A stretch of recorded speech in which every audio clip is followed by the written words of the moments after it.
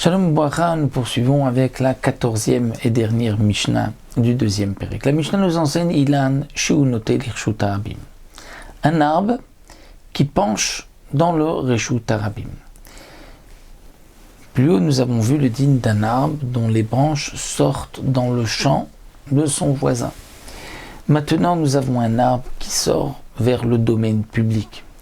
Il est dans un domaine privé, l'arbre appartient à celui qui a donc sa maison proche du domaine public, mais l'arbre sort à des branches qui sortent vers le domaine public.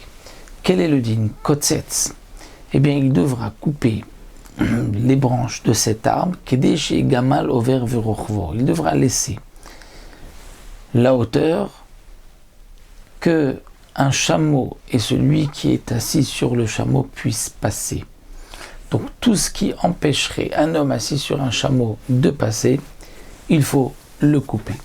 Si c'est plus haut, donc ça ne dérange pas le passage, il pourra le laisser. Rabbi Yehuda Omer, Gamal Taoun Pishtan Ochavil Ezmurot. Pour Rabbi Yehuda, ce n'est pas un chameau avec celui qui est assis dessus, ce n'est pas cette hauteur que l'on doit couper, mais c'est un gamal qu'on a chargé de lin ou de fagots de bois. Et donc ce chameau, le chameau qu'on a chargé de lin ou de fagots de bois, c'est cette hauteur qu'on doit couper. Rabbi Yehuda est plus méquel, parce que Rabbi Yehuda dit qu'on n'a pas besoin de couper jusqu'à la hauteur de celui qui est assis sur le chameau. Parce que celui qui est assis sur le chameau peut se baisser lorsqu'il y a une branche devant lui. Mais si la branche est trop basse et que lorsque le chameau est chargé, il ne pourra pas passer, là, c'est cette hauteur que l'on peut couper. Rabbi Shimon Omer Kol Hailan Keneged HaMishkolet Natuma. Rabbi Shimon est plus mahmir et dit que tout arbre qui dépasse dans le domaine public, on devra couper les branches de cet arbre. Pourquoi? Mipnei Atuma, à cause de l'impureté. C'est-à-dire que, comme nous le savons, lorsqu'il y a un mort sous le même toit que quelqu'un, cet homme-là qui se trouve sous le même toit du mort, donc impur par la touma de Ohel.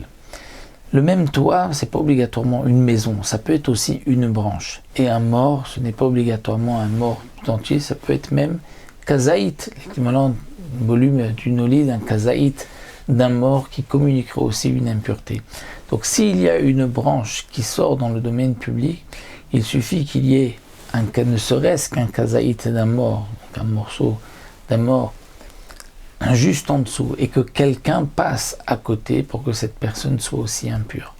Donc, Rabbi Shimon exige que l'on coupe l'arbre avec le fil de plomb, c'est-à-dire à la limite exacte du champ, du domaine du propriétaire de l'arbre, afin qu'il n'y ait pas une branche qui sorte et qui puisse causer une touma à celui qui passera en même temps qu'un morceau d'un mort ou un mort sous cette même branche.